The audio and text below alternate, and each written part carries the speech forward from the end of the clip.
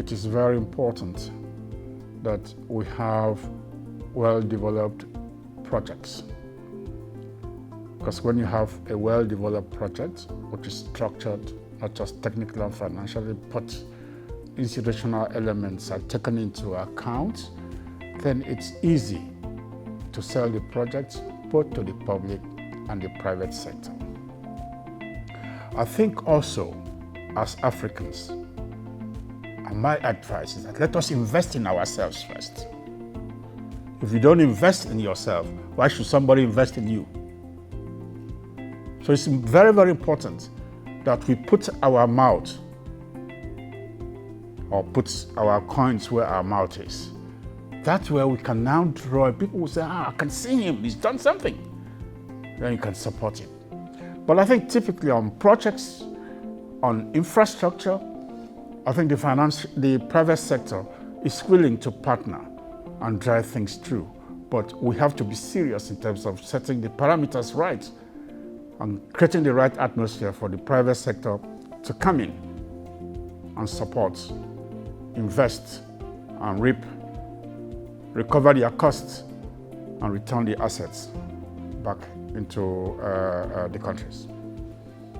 When we are looking at bidder projects, which are multi-country projects, they have their own level of complexity.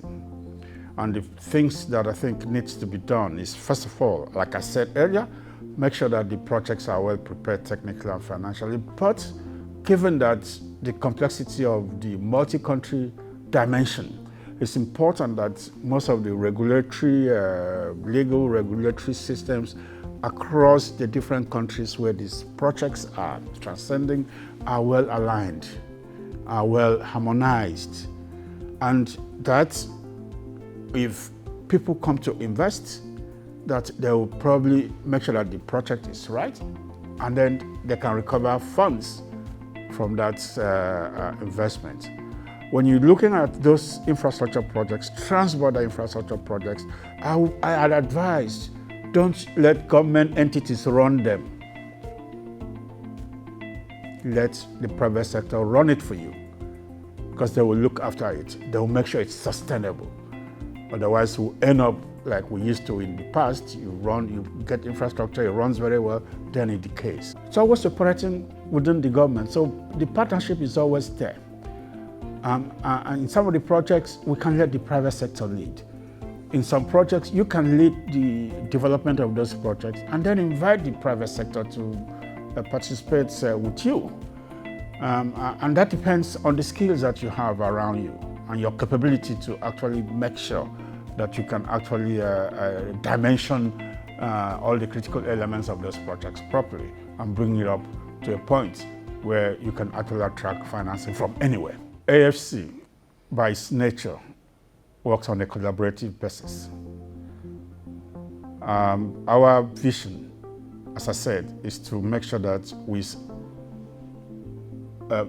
get solutions to the challenges that Africa has in infrastructure development and infrastructure delivery. And those solutions are both technical, are both fiscal, are both financial.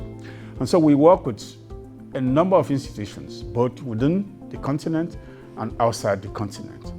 We partner with the likes of the African Development Bank, we partner with the Afrexim Bank, we partner with DBS, we partner with IDC, we partner with Badia, we partner with the, people like the FMOs, we partner with DG, we partnered with, formerly DFID. We partner with a large number of institutions, and our aim is to crowd in financing. And there's no way you can crowd in financing if you don't work with people, both within the continent and outside the continent. So yes, for anybody out there who has been watching and who's interested in developing infrastructure projects in Africa, AFC is your conduit. As I said earlier, we are action-oriented. We actually deliver transformational infrastructure. We profess solutions and implement those solutions successfully on the continent. I don't have to talk more. Just go to our website. You're out there, www www.africafc, one word, .org. And then we'll take it from there. Thank you.